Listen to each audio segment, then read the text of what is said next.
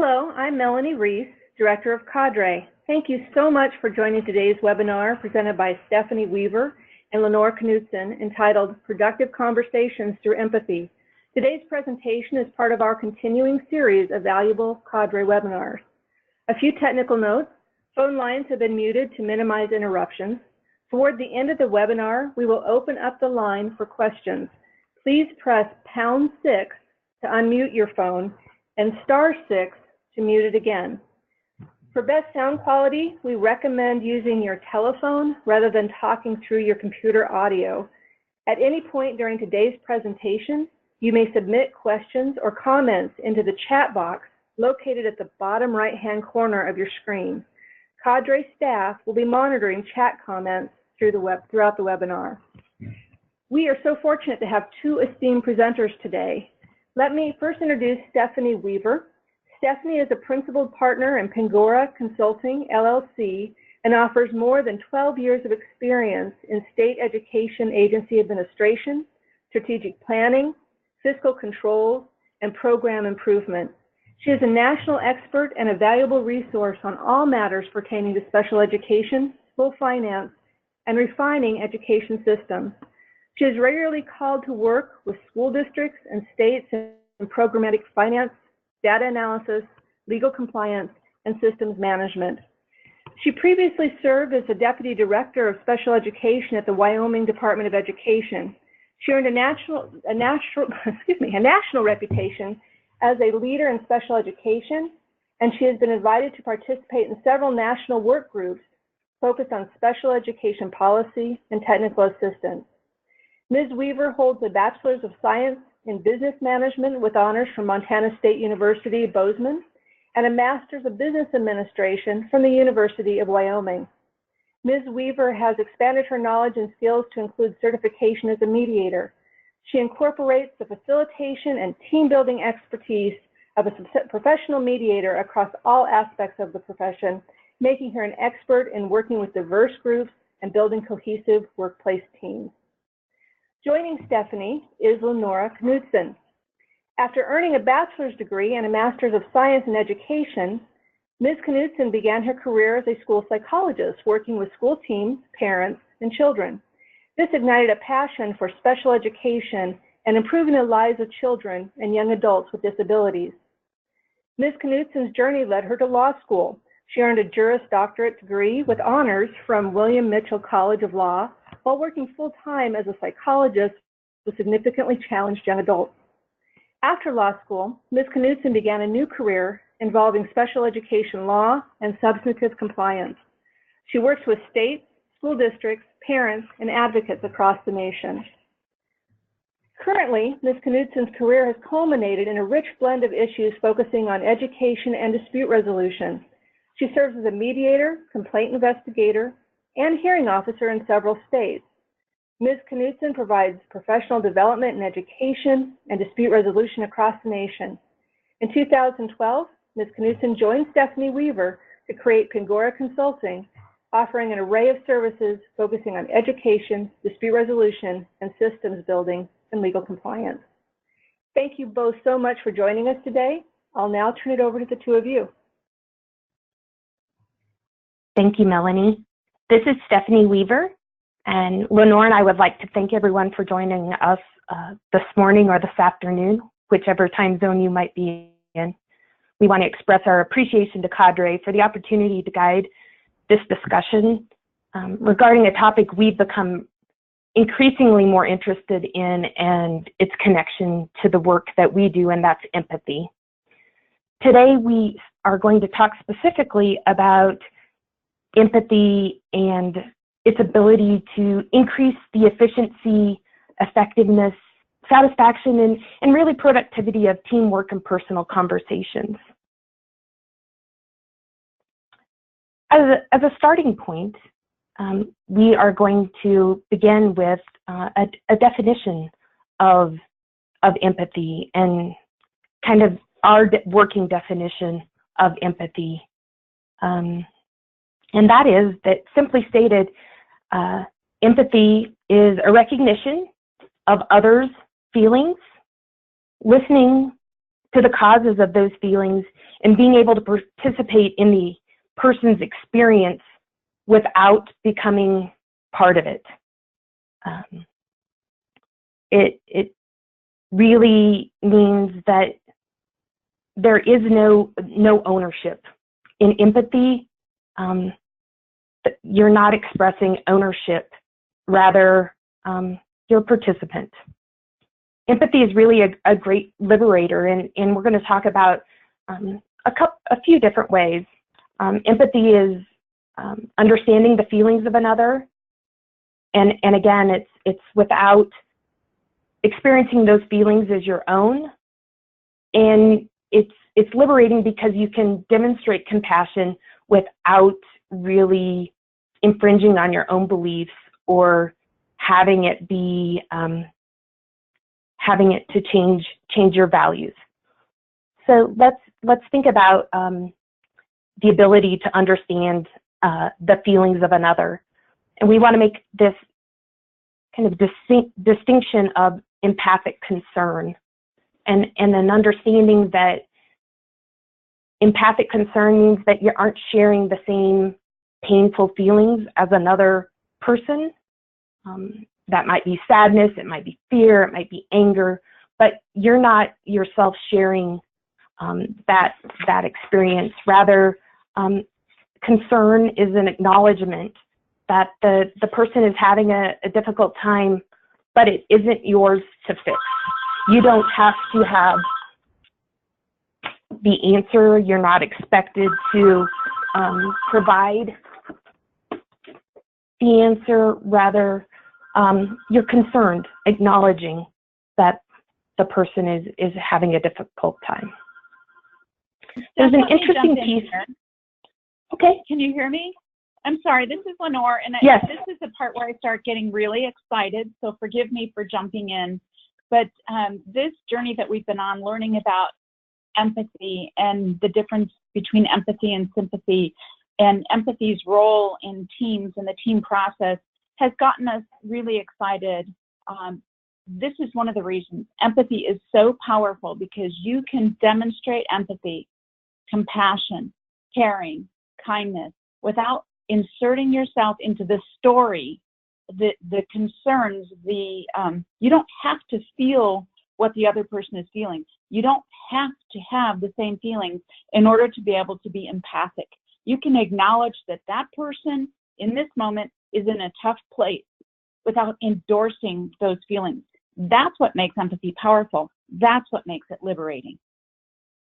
So go ahead, Steph. Sorry, I just had to jump in there. Yeah, no, and I think that especially in the area of dispute resolution, and that tension that sometimes arises as a result of working in these team projects, it's really, really powerful to have an empathic mindset when you enter into those conversations. We wanted to share a little bit about this idea of there is science that confirms this idea of empathy, and our bodies actually produce oxytocin. So our bodies react to this idea of our brains being empathic, and this oxytocin creates a sense of trust and cooperation and team collaboration. When we lead with empathy, we really are going to be in a position to reduce tension, to reduce conflict, to kind of get in front of those disagreements that might lead to more formal dispute. So it's just a really, really powerful way to improve conversations, improve teams, and it's supported by science.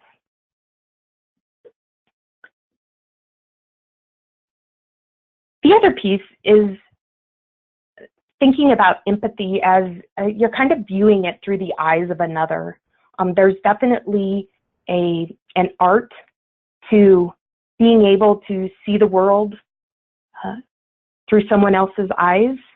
The power in that is that if you're seeing it through the eyes of another, you can accept that the situation may have different meaning for that person than for you. And it also helps sometimes make sense of the reason that the person is feeling that the way they are in that given moment. When you think about it, that you're seeing it through their eyes, not necessarily through your filter or how you would react. Yeah, there's another point to make here on this slide, and that is the last part of the last sentence. And understand his actions made sense to him. Again, that's part of the liberating piece. You don't have to, and you essentially can't, insert yourself into their story and feel what they're feeling at that moment. However, you can sort of relinquish the control and say, okay, I have empathy for you. I understand that you are having a tough moment right now, and I understand that this makes sense to you. It doesn't have to make sense to me.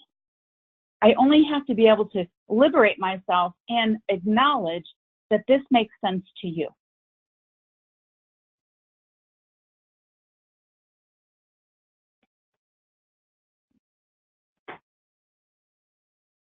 Another really liberating piece is the fact that not to take it personally. Through empathy, as a listener, because it's really what you are is a listener, you're listening empathically. It's not about you. You can set aside your biases. You don't impose any judgment. It doesn't impose on your beliefs. It might not be the way that you would react, but it isn't about you. And I think that really also reduces the stress of the situation. You don't, as Lenore said earlier, it doesn't become part of your story. So you don't have to own it or take it personally. You're really an observer looking at it through someone else's eyes.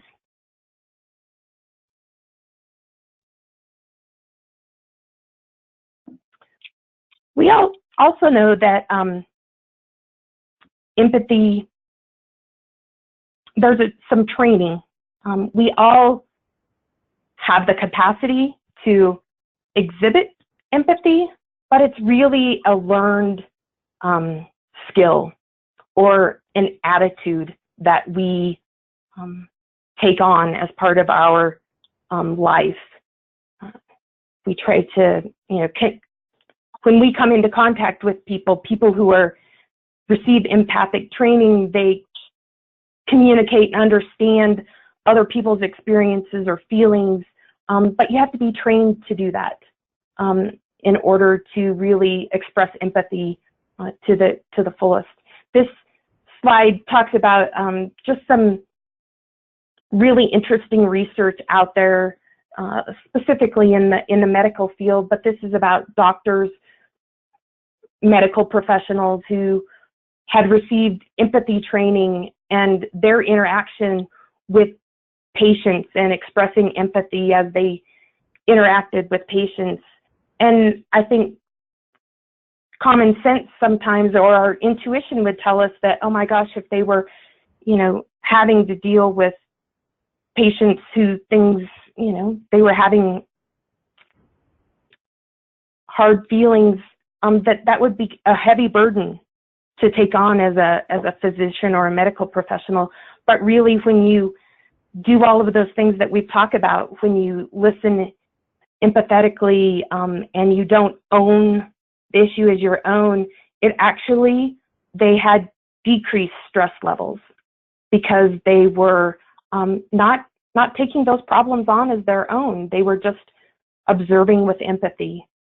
However, you can see the flip side of that coin, and that's with those individuals that lack the training or haven't refined the skill of empathy, they often assume that burden, and that stress becomes their stress. And researchers have gone so far as to call this secondhand stress. This research that we were talking about specifically is in the medical field, but I think we can all think about times that we have participated in internal types of teams or on IEP teams or conversations with family, and thinking about, were we listening empathetically, or were we actually owning the stress, owning the emotion as our own, and really taking on that secondhand stress. So this area of research, I'm sorry, Steph, this area of research, I just have to jump in here because it gets me all jazzed up. There is a large body of research that has taken place primarily in the medical field, but it also takes place in the education field. And it is clearly demonstrating that people in very stressful positions, like new doctors, who are learning how to be a doctor and also learning how to be a caregiver at the same time, they have a tendency to take on those concerns, and that stress becomes toxic. With the research that's coming out now, those doctors have been provided with a specific curriculum in empathy training. That empathy training increases their ability to be empathic listeners, to be empathic caregivers without moving to sympathy, without becoming involved in that person's trauma. When they're able to do that, they have more job satisfaction and their stress levels decrease. So let's think about this in the education framework for just a little bit. And the research supports this as well. There are research, for instance, that talks about and demonstrates that teachers who have gone through empathy training, again, it's specific training to increase one's level of empathy, to allow them to be an empathic listener, an empathic teacher, without getting, again, owning that person's, the other person's feelings or thoughts. Teachers who are able to do that, studies support the conclusion that, for instance, suspension rates go down because, again, the teachers are not involved in that raw, angry moment in the same way. They're able to demonstrate empathy without getting involved in the moment, without personalizing that situation, and their stress levels go down, suspension rates go down, school climate goes up. So there's this whole body of research that's emerging now about this notion that when people are trained in the concept of demonstrating empathy rather than sympathy, their stress levels decrease, their job satisfaction increases, and this concept, this notion of secondhand stress becomes non-existent. So if you could just think for a moment of all the places in your life where you sort of take on the role creep and allow secondhand stress to become part of your life. All the ways that having an empathic approach to the stress of others would allow you to reduce that secondhand stress. I think it's a super interesting body of research that's just beginning to come out. But this is where we really learn about job satisfaction, stress reduction, and longevity. Really important topics in the education field today. So sorry about, I don't know if you can see that or not, but Steph, while you talk, I'm going to try and change this view. So bear with me, folks, while Steph is talking about the next slide. Lenore alluded that there is a difference between empathy and sympathy. It's subtle, but it's super important to understand that difference between empathy and sympathy. As we've said several times already, the empathy is that you understand the feelings, but you don't necessarily share them or own them or, have to let them consume you. Versus that sympathy is where you share the feelings of another and you make them your own. And Lenore talked about some of the unfortunate results of sympathy can be it increases stress, it causes burnout, it's overwhelming, it feels like a burden, and people just get worn down when that approach is one of sympathy rather than empathy.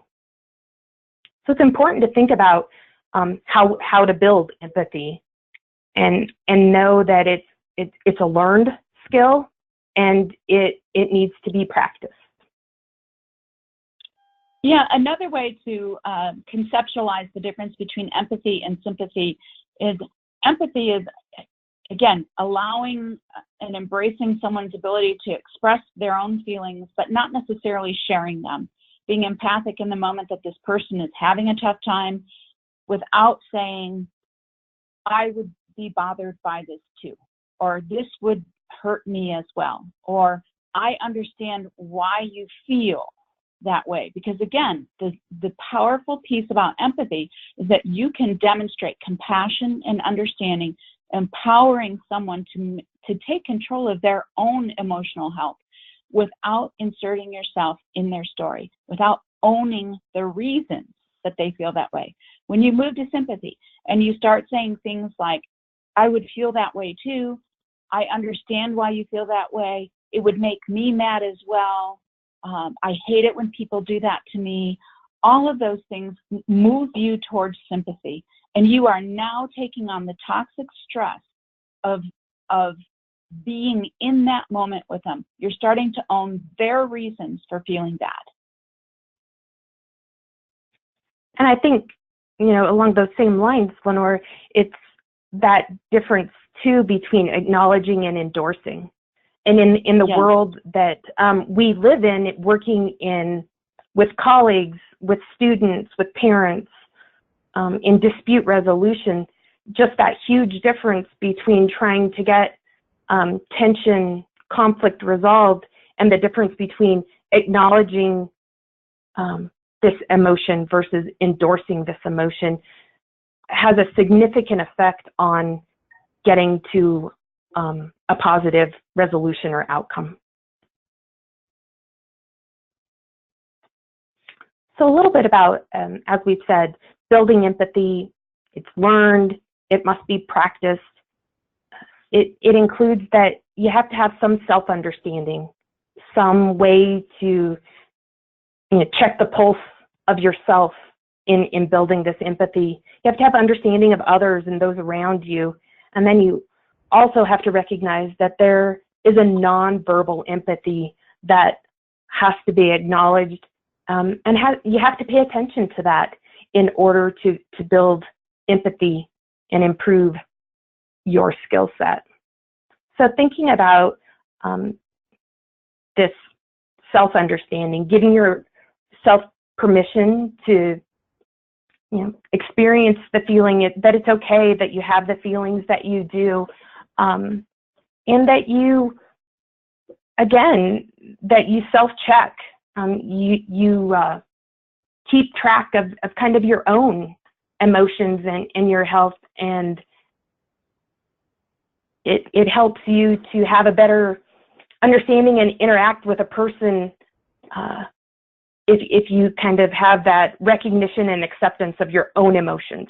So keeping yourself in check so that you're in a position not to cross over or to kind of creep into that more sympathetic ownership of somebody else's emotions. So giving yourself permission to experience the feeling, but also having some self-regulation about those feelings and emotions that you're feeling. You need to be able to find perspective in the moment, whatever that moment is, thinking about what it would be like from somebody else's perspective. So how does the situation appear to the other person? Almost stepping outside of your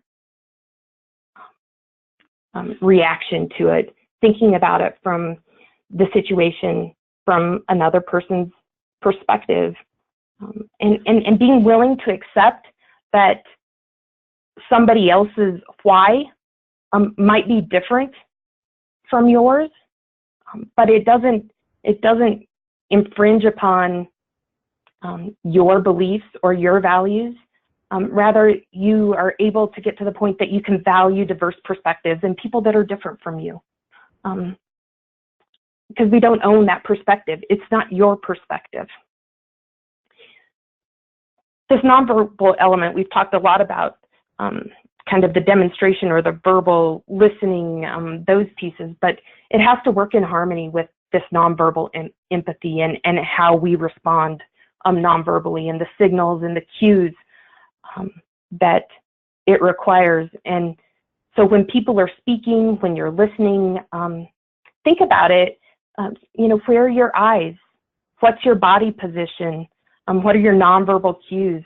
Because these nonverbal cues are the first things that people see. And it's one of the easiest ways to spot when someone's being disingenuous or they're a fraud, they're not necessarily truly empathic, they're just kind of putting on a front. So the nonverbal element and the way that we respond is really important as well. And Stephanie, this is Melanie. Stephanie and Lenore, we have a question. Yeah, we have a question. Someone would like to have the presenters give an example of an empathetic response and a sympathetic response to a person in crisis.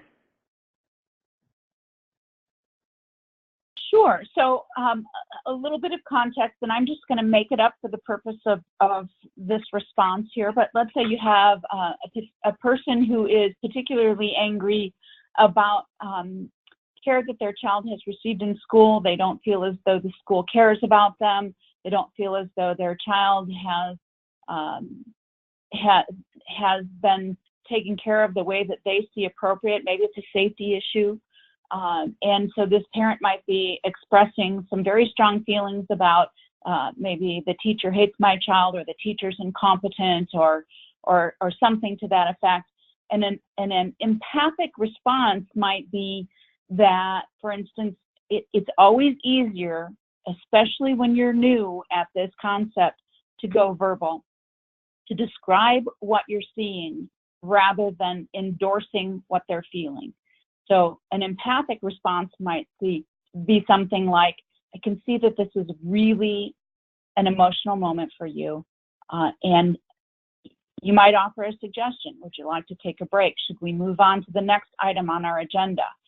Should we circle back to this a little bit later? So it can be very helpful to describe what you're seeing and then prompt with some kind of question or probe. That would be an empathic response.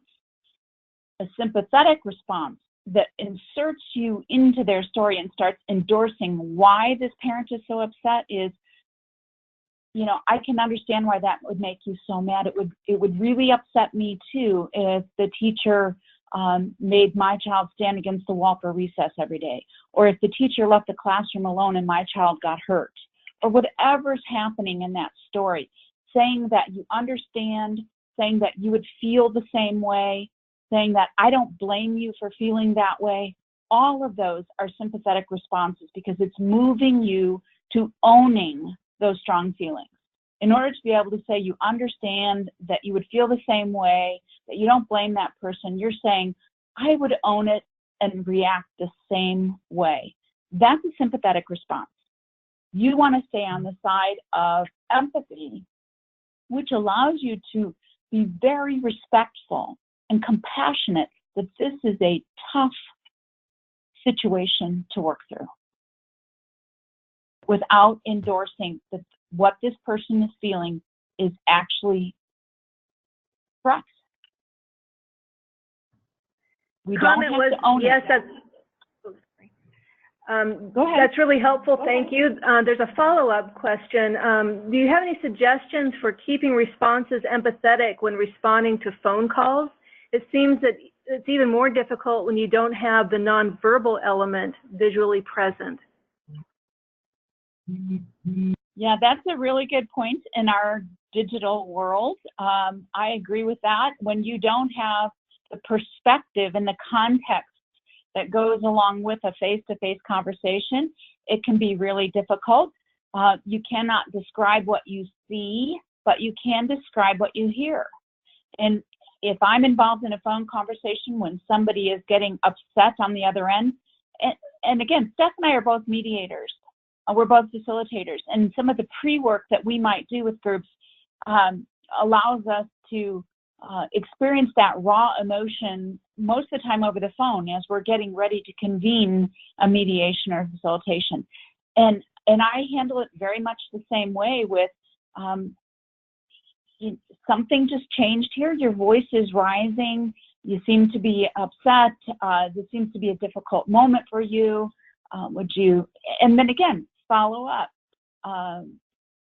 Would you like to set this aside and come back to it? Would you like to talk about something else? Would you like to take a break and reconvene this conversation? Maybe when you have a support person there with you, you can do any number of things, but you're going to use the same strategy of talking about what you're hearing rather than endorsing why this person is getting upset. When you move to the endorsement of why, you have inserted yourself into their story and you're owning it.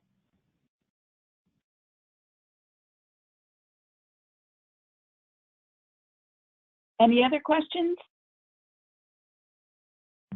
Not at this time.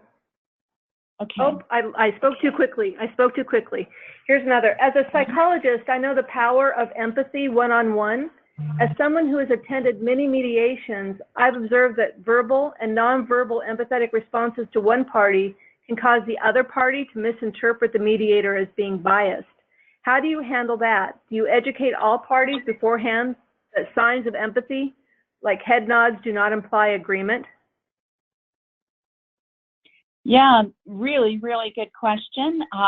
And I think that I wouldn't necessarily explain it at that idiosyncratic level, but I may very organically explain it in the mediation. And also, one of the most powerful tools that you can use to guard against this is parity, so that you make sure your nonverbal empathy and your body language you're using parity with both participants. So if you're using head nodding with one, you use head nodding with another. I try not to use head nodding for the very reason that you're talking about. It can be perceived as an endorsement, whether I intend it that way or not. I tend to use charting as a tool rather than nodding. And I'm charting just pertinent words, phrases as opposed to whole sentences. Charting gives me the opportunity to collect my thoughts. Charting gives me the opportunity to increase the collective memory of the group because I'm writing down important points, and I'm doing this very transparently. But again, parity becomes incredibly important. So you want to make sure that your nonverbal empathy is provided essentially equally on par with both sides to avoid appearing to endorse whether you intend to or not. There was another question. Please repeat what you said about the endorsement of why. Somebody missed that? Sure. So when somebody is having a difficult moment, it may be in mediation, it could be in facilitation, it could be an IEPT meeting, it could be in a staff meeting. It doesn't really matter the context.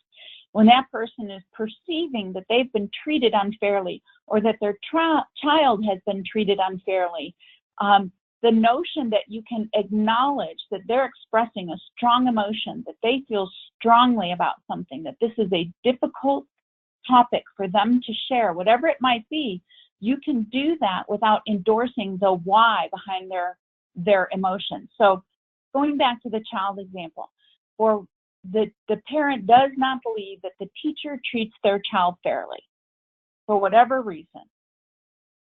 If you say, I can see how it would look that way, you have now endorsed and given credence to the fact that, yes, this teacher must be treating the child unfairly. That's not your call to make in that moment. And most importantly, you don't need to endorse the why behind their emotional angst in order to be empathic. You can be very respectful, very compassionate, without owning that, yeah, I agree. I think this teacher treated this child unfairly. You don't have to go there. It's not helpful to go there. You want to be able to leave people better than you found them, leave situations better than you found them, by engaging in an empathic response without endorsing the underlying reasons that this person is upset. There are a couple of questions about charting. What does that look like? What phrases do you chart? Yeah, and this, we could do a whole nother session on charting, trust me, because I see it as one of the most powerful tools in the team process, whether it's an IEP team meeting, whether it's a mediation or any other kind of dispute resolution, facilitation, staff meeting, whatever it might be. I use charting, and I'm doing it on a whiteboard, on chart paper, on some kind of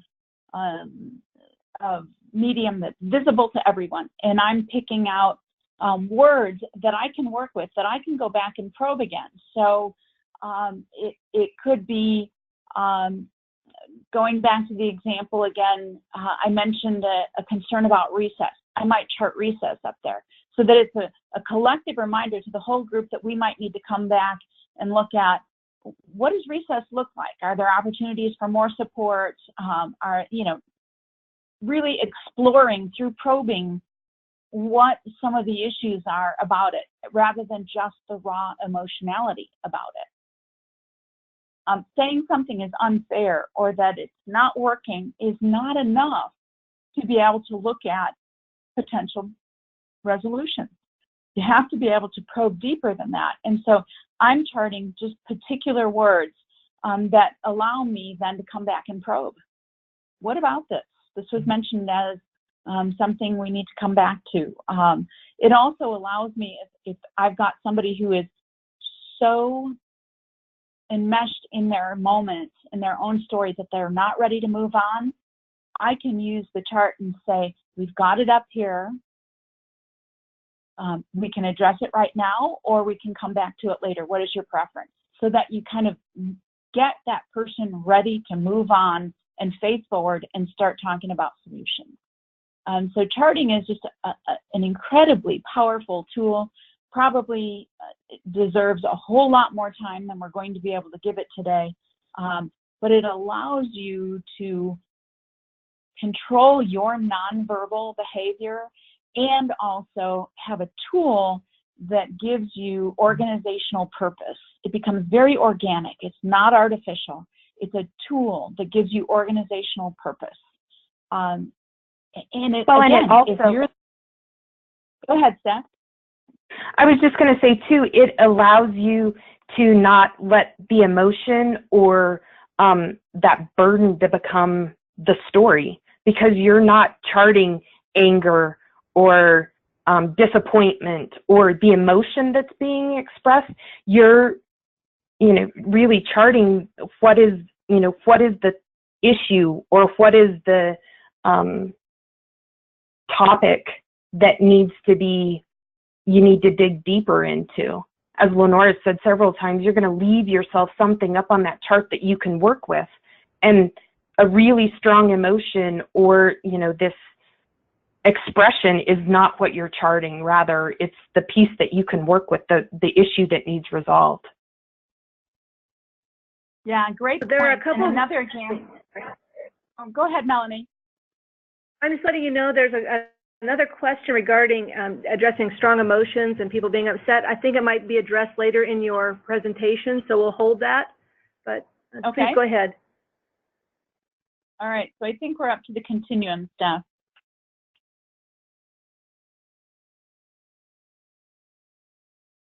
Stephanie?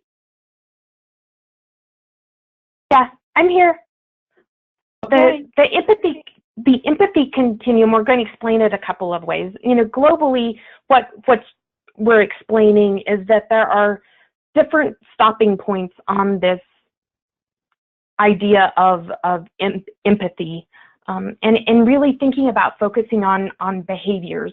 So at kind of that ignorance stage, the behavior is that it's kind of, people don't know hope. They behave because they just don't know. In that selfishness, it's deliberate. It's a deliberate act. Indifferent, the behavior, it just doesn't change. In sympathy, people express this behavior, they feel sorry. They have this expression of feeling sorry. And then empathy, this really people take time, the behaviors that they take time to understand the person that's expressing this life experience. And so it also, on a more really direct level, is your position on this empathy continuum is going to vary from situation to situation, depending on what your life situations have or experiences have been in that situation that's being discussed. And sometimes it's easier to be more empathic if you've had, depending on the situations that you have experienced. And I think the biggest thing is to recognize and be aware of where you are on that continuum. So we want to give just a little example, kind of transitioning that to a situation-specific example, thinking about an IEP team who, maybe there's a proposal on the table, they're processing through a proposal for some sort of student service. And so at that kind of point of ignorance, there may be people that don't really see that there's a problem.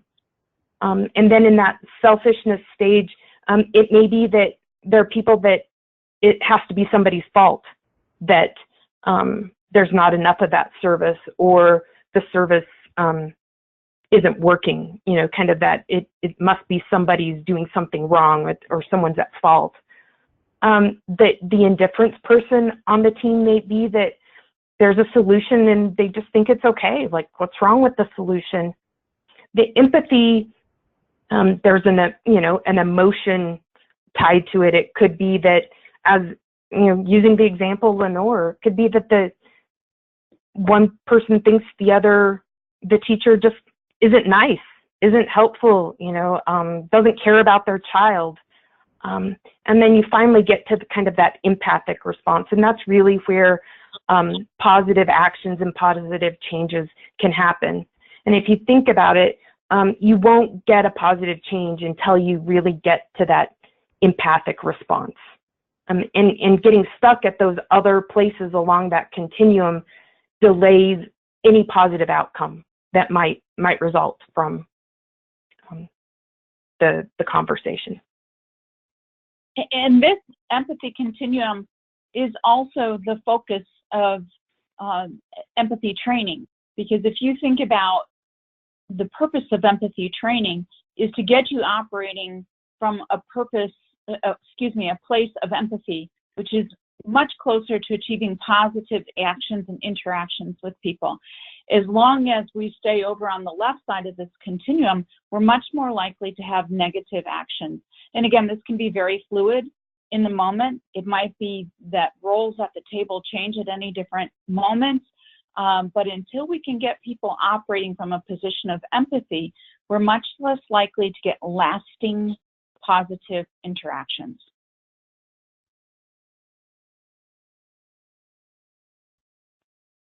We're going to move on to emotional intelligence.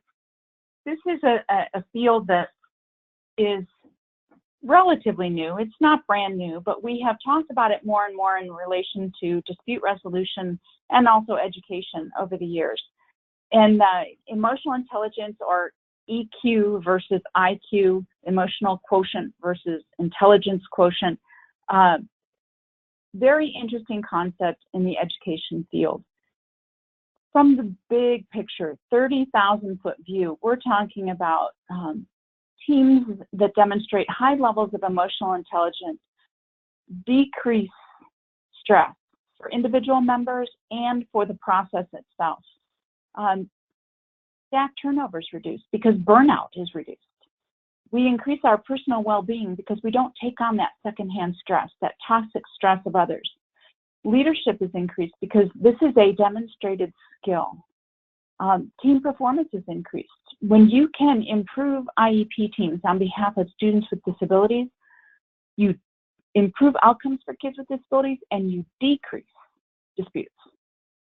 So you improve decision-making overall.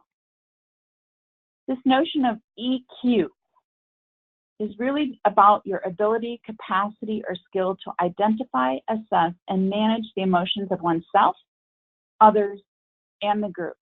Now, I want to caution you there about the word manage. We don't mean that in terms of control. Don't think manage is synonymous with control.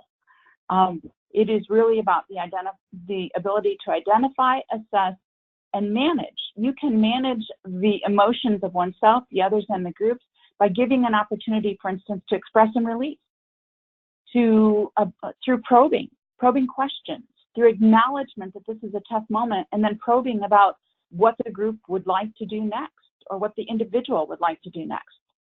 So don't think of manage as in the powerful element of under the thumb control. It's much, much broader than that. It does require and also lead to this notion of authentic communication. Again, this is back into the world of the healthcare sciences and the research, the body of research that's developing there. And these were caregivers in the medical field.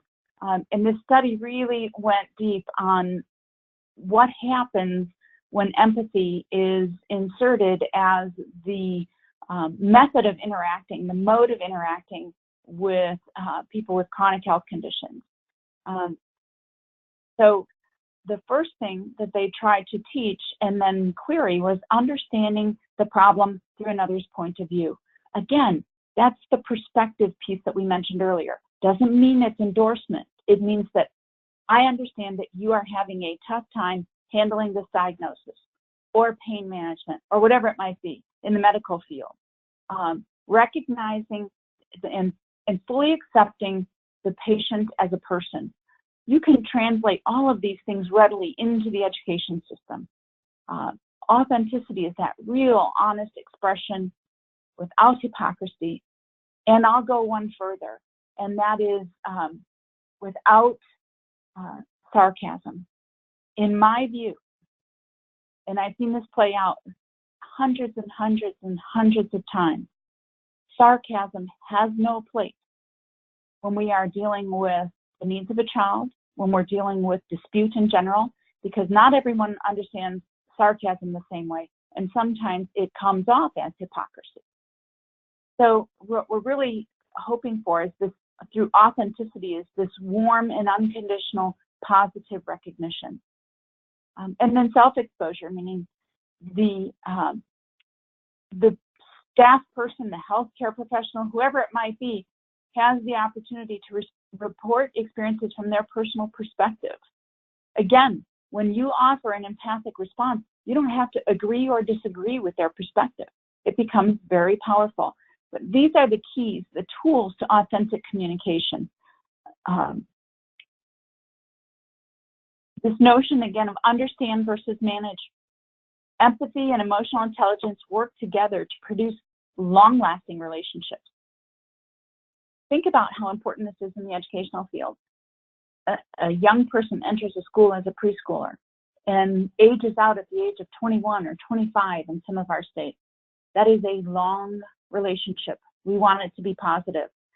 We don't get there by intentionally or unintentionally making things worse, by awfulizing situations, by going to sympathy and making someone feel worse at the end of the meeting that they did at the beginning of the meeting.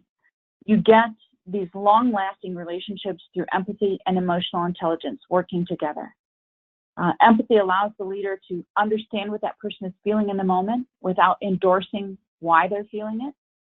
And emotional intelligence allows that person to communicate that understanding. It's not enough to just be an empathic observer without being able to communicate that. So we think about competency. I've got a little graphic up on the screen, and I like this graphic for a couple of reasons. It really is the sort of the deep interaction between emotional intelligence and empathy. But the reason that I really like it is if you think about it, divide it in half. Half of this graphic is devoted to self-awareness and self-management. That means that as a professional at the table, you need to have your fingers on your pulse at all times. You need to build your skill set so that you have empathic training well within your skill set, that you have the capacity to engage empathically, that your EQ is high, and you can allow the team to benefit from your skill and training. Half of it is self-awareness. You need to know about your emotions at all times. That includes emotional self-control, adaptability, achievement orientation, and positive outlook. All of those things are as important to emotional intelligence and empathy as the other parts, which include social awareness of others and situations, and also relationship management. And in the school system, there's hardly anything as important as relationship management, because we need to be able to work together as teams. We need to be able to manage tension before it gets to conflict, before it gets to full-on dispute. We need to have teams face forward, because there will always, almost always be another IEP team meeting on the horizon, another team meeting of some sort that we need to come together and have a positive, lasting relationship in order to be able to accomplish our work in the field of special education. So just briefly here, we think about self-awareness. That's the ability to understand one's own emotions and their effects on their performance. This is your fingers on your pulse at all times. The self-management, the ability to keep disruptive emotions and impulses in check. This is your job as an empathic leader. Achievement orientation. I think that the best way to describe achievement orientation is stay forward-facing. The minute you turn and get sort of mucked in on the bad events or the tension of the past, you are facing backwards, not forwards, and you are not in a position to make decisions for the future. Decisions that are made with a backwards-facing focus tend to repeat the same mistakes over and over again. When we can turn that group around through empathy, through emotional intelligence, through good team management skills, then we can help them face forward and make decisions. Facing forward is not the same thing as see it my way. Not that at all. It's turning the orientation forward-facing so that you don't keep repeating past mistakes. And again, this positive outlook is so important, particularly dealing with people's children. We can deal with a tough moment without having it destroy our relationship. We can deal with a tough moment, honor each other's perspectives, and move on with an empathic approach. In order to do that, we have to be flexible. Social awareness. Again, this empathy comes in the ability to sense others' feelings and perspectives, taking an active interest, what others feel and think, but not owning it. You do not need to own someone else's problems in order to be empathic. You don't need to endorse them.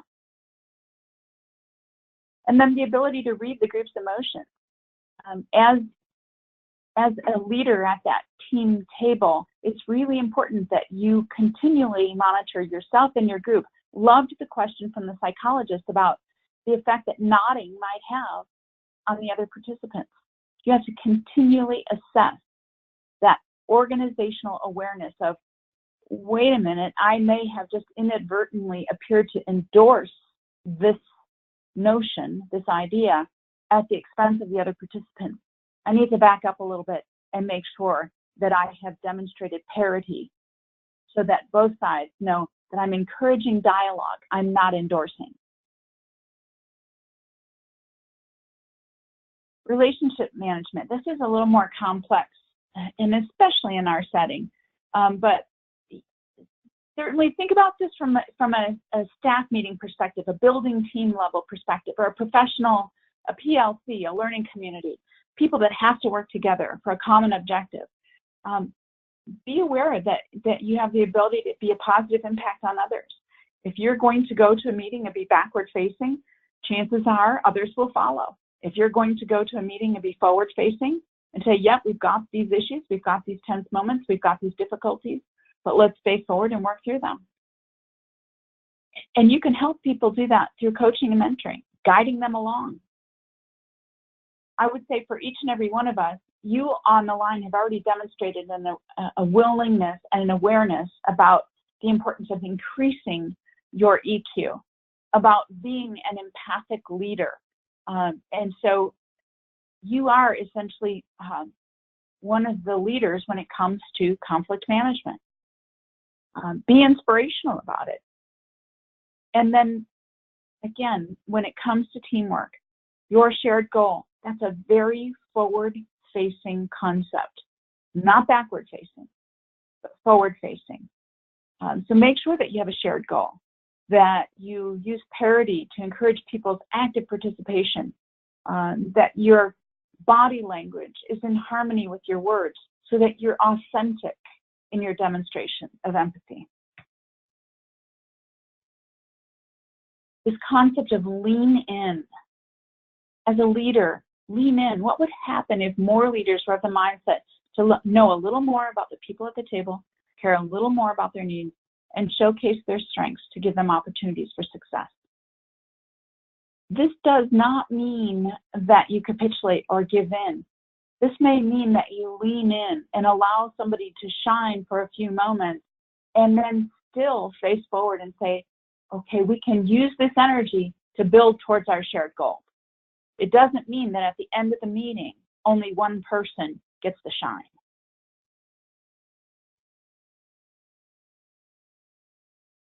Know more. Know what's most important to each of the team members. One of the ways, Steph and I teach a lot of facilitation courses, a lot of dispute resolution courses, and we are staunch believers in the use of the living agenda that is made with multiple participants so that you can know in advance what is most important. You can be flexible and fluid and probe to find out what is actually most important, what is the shared goal of the group. And then care more. Care enough to become empathically trained. Care enough to increase your emotional intelligence. Showcase more. Look for opportunities to build on success, to be forward-facing.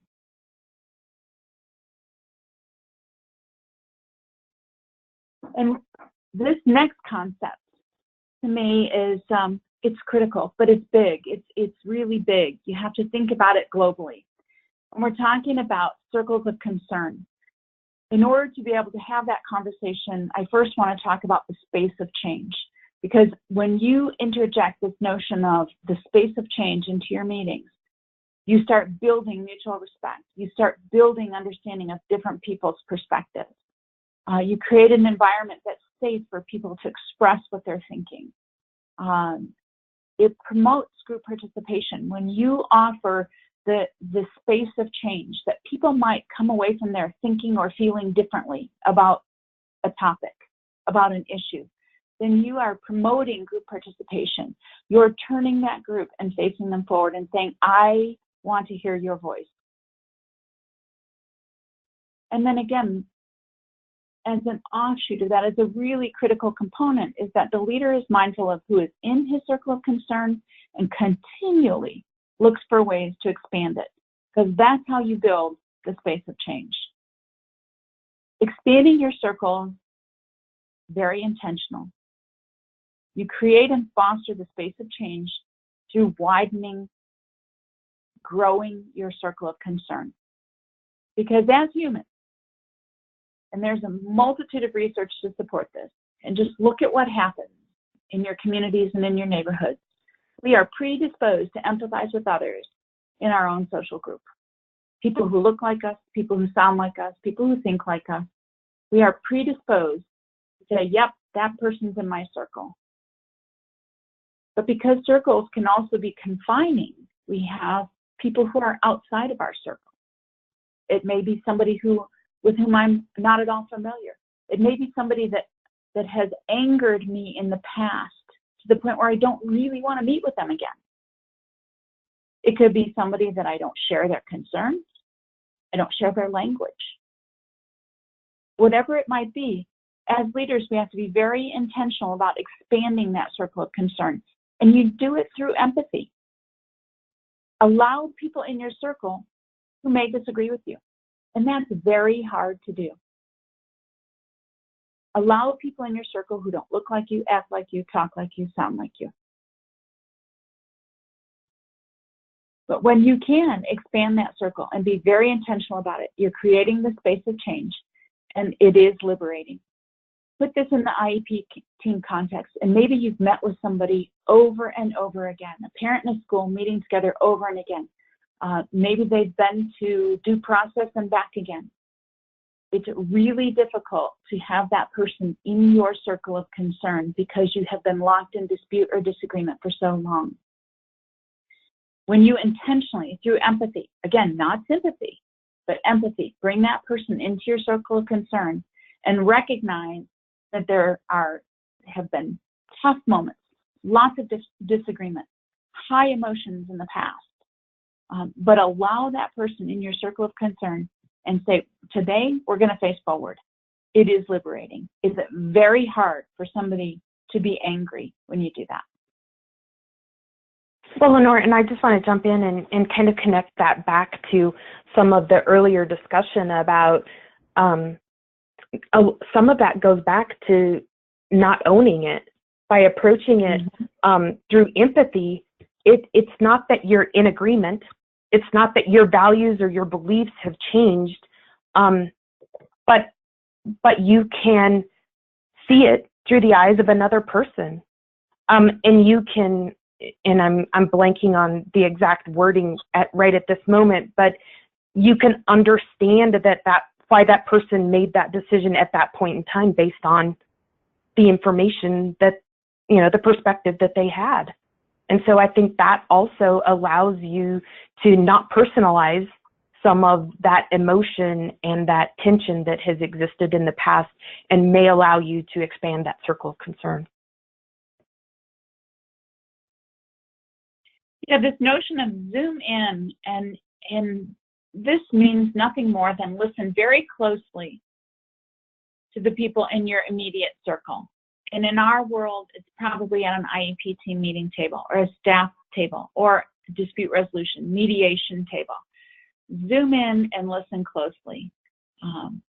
But then at the same token, the same time, you don't want to stay in the micro. You want to make sure that you also zoom out because you want to take in the big picture. Consider many perspectives of the people that you interact with. And that allows you to be personalized. You want to zoom in to be able to let people know you're there, you're listening, you're giving them your undivided attention. You're going to pay close attention, and you're going to zoom out and allow other perspectives to come into your circle. You're going to consider other ways of thinking about the same situation. You want to make sure that you include those who are vulnerable as you zoom from their perspective.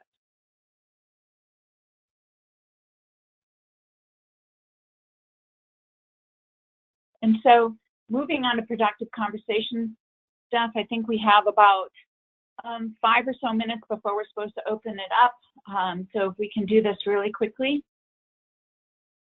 Absolutely. We just wanted to kind of wrap up this idea of empathy and tie it back to conversations that, as a lot of us on the line, those productive conversations that we have either in school communities, IEP teams, in formal dispute resolution or informal dispute resolution, thinking about the characteristics of those productive conversations. And we talked about a lot of these. They've been woven in throughout the conversation. One, that they're goal-driven.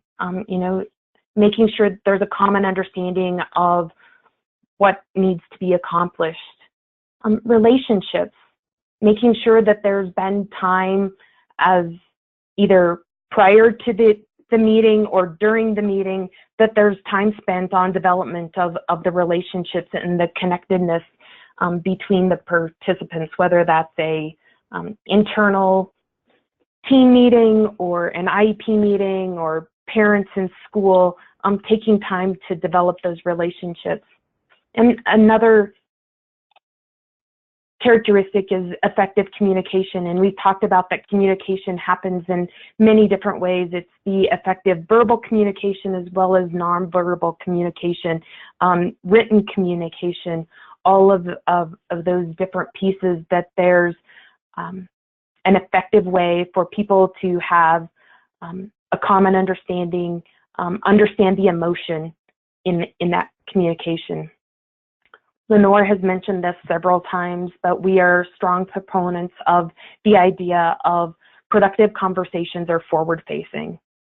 They don't dwell and look at that, take that backwards approach to going through all of the details and facts that led up to this conversation. Rather, they're forward-facing in the here and now. What is this group going to come together to accomplish and move forward?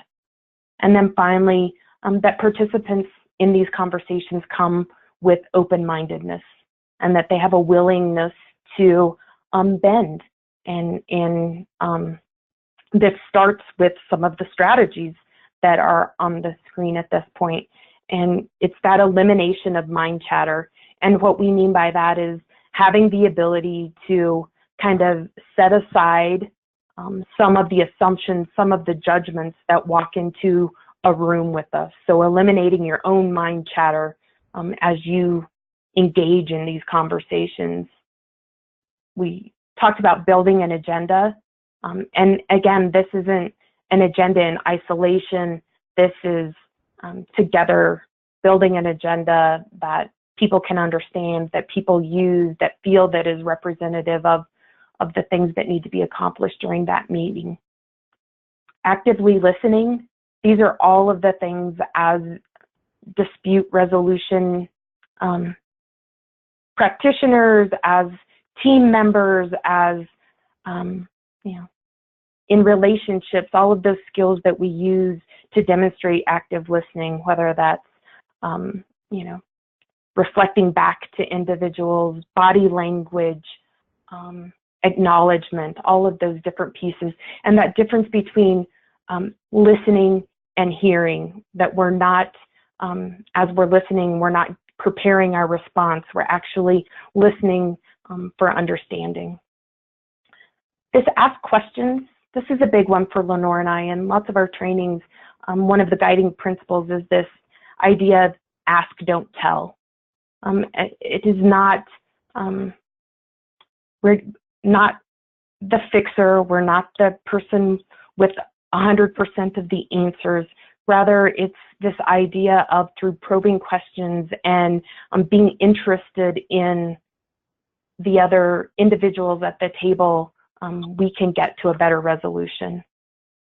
And then finally, a strategy that we need to be cognizant of and recognize as part of conversations is that as individuals in conversations, we need the opportunity to express emotion, to express ideas, maybe to release some of that emotion, and then the opportunity to repair so that we can come back into that conversation and be an active participant.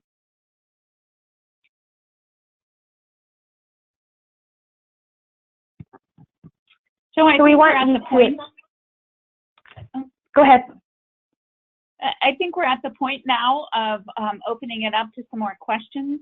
We really wanted you to think about how empathy might influence your next conversation, and some tools, some skills that you can take into your next conversation, whatever context that may be in.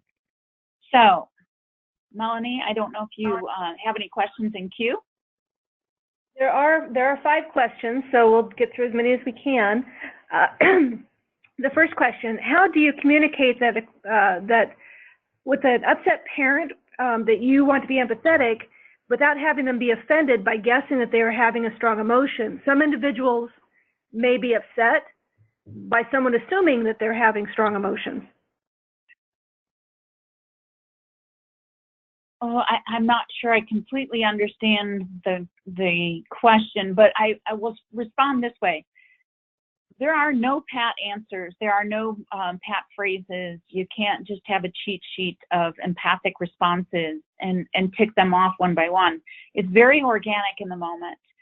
And so you can, again, one of the ways that you can increase your accuracy and reduce your margin of error is to talk about what you're seeing rather than what you're assuming, and then to follow it up with probing. So I guess my response is you have to respond organically in the moment to what you're seeing, not any one set of responses based on your assumption. Okay. Well, and I would follow that up just a little bit with, you know, Lenore had mentioned talking about that their reaction had changed from maybe how they had responded earlier in the meeting. You know, that's not necessarily calling it out as a strong emotion. It's just that it's different than it was before and that you noticed it. You were paying attention. So just asking about that.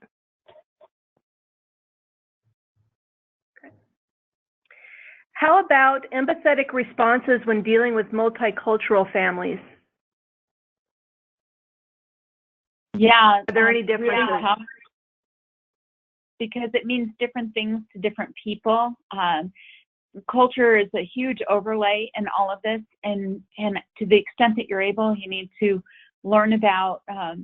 We have a great example in some of our training about a parent or a grandparent who is of Asian descent, and he nods repeatedly throughout this conversation, and the school assumes that it is sort of tacit agreement or implicit agreement, and it's not. It's a cultural recognition or a sign of respect. So to the extent that you're able, you have to educate yourself about that going forward. And one of the ways that you get through some of those cultural barriers is to ask lots of questions and to read people's body language. So checking in to find out if it means the same thing to people. What does that look like for you? If this were implemented, what would that mean for Sally? You know, so again, going visual and then checking for understanding. Is this how you see it as well? You can't erase the cultural barriers, but you can minimize the effect of the cultural barriers by doing a lot of probing and checking in for common understanding. We have about 7 or 8 more questions. Unfortunately, our time is limited. One option would be we could keep the PowerPoint or the presentation open and questions can be answered in the chat box after it closes. Or I'm open for suggestions on. We can keep going. Or we can keep going. Why don't we go ahead and keep going? But I'll go ahead for those people who were planning to be done at 12:45. Pacific time, that we go ahead and announce the upcoming webinars and let people get to the surveys if they want to. And if Lenore and Stephanie, if you're game for answering some more questions, we could keep going. Sure, I've got some time. Okay. Well, for those folks who are going to be setting off, thank you so much for joining us today. It's really important to us that you give us feedback, and you'll see on the screen there's a link for a brief survey survey to evaluate today's webinar. We would very much appreciate you taking the time to do that. Our next webinar is going to be a joint effort by Cadre and the Center for Parent Information and Resources, CIPR, introducing new Part C dispute resolution resources for families of infants and toddlers with disabilities. This seminar is going to be held on September 10th at 12 o'clock Pacific time. For information about that webinar, please look to our website at www.cadreworks.org. And we look forward to you joining us then. With that, I'll go ahead and ask some of these other questions that are existing. And for those of you that are leaving, thank you for joining us. Yes, thank you, everyone. If you can stay on the line, that would be great. Otherwise, thank you for joining. So another question that came up, do you have any ideas or suggestions on how to convince school administrators to do empathy training with educators? Is there any research to show improved outcomes in schools that have implemented empathy training? That's two questions, actually.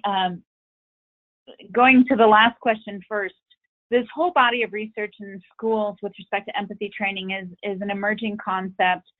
There are a few studies out there that deal with, again, teachers and things like suspension rates, job satisfaction, turnover, that notion of toxic stress, you know, the secondhand stress being reduced through empathy training.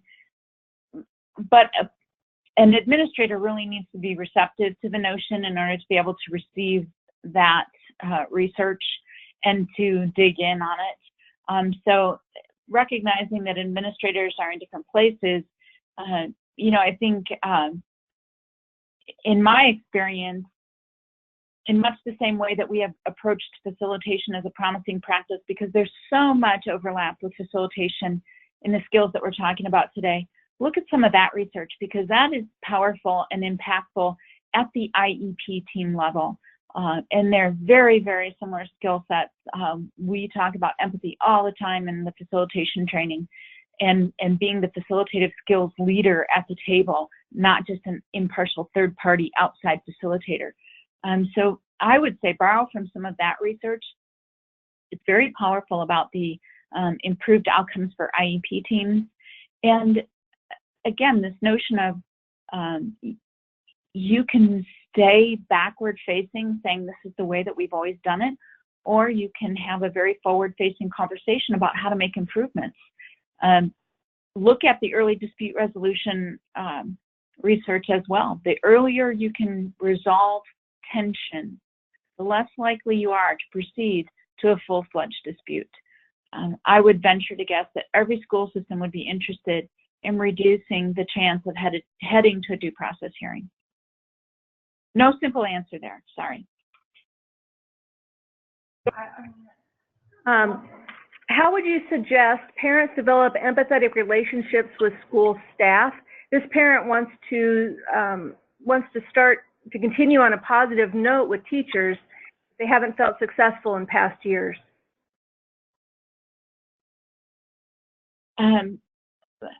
Again, go back through the presentation and look at building that empathic skill set from the very beginning. Sometimes if we have a long course of history that may have been tension-filled or less than positive at times, it's hard to say, okay, tomorrow's a new day and we're going to start this relationship now with an empathic approach. But you're going to have to do it through demonstration. Sometimes it can very, very, very much help to bring in a facilitator to start that process, because the facilitator is going to use some of the same skills then that you're going to use without the facilitator once that meeting is over. You know, the purpose of facilitation is not only to get the team to consensus, it's to leave the team better than they're found, so that they have skills to use to meet together and have a successful, productive meeting without a facilitator. So changing the dynamic of that relationship would be important, and make sure that you look at different ways, and facilitation could be one of those ways to change the dynamic and then to demonstrate that empathic approach from that point forward. Great. There's a question of if you have any suggested readings or books to continue learning about empathy. Tons of them. We have a bibliography for our facilitation group that we use, and we keep adding to it and adding to it. I'm sure I'll have to be reading far past retirement, and in order to, if I were starting the list tomorrow anew, I would have to read into my 80s in order to be able to read all the books.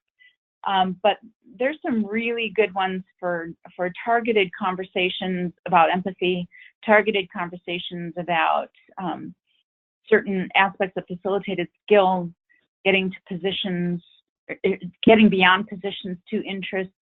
So I don't know, Steph, I'm thinking we could supplement our bibliography and share that with Cadre, and maybe they could put it out for us.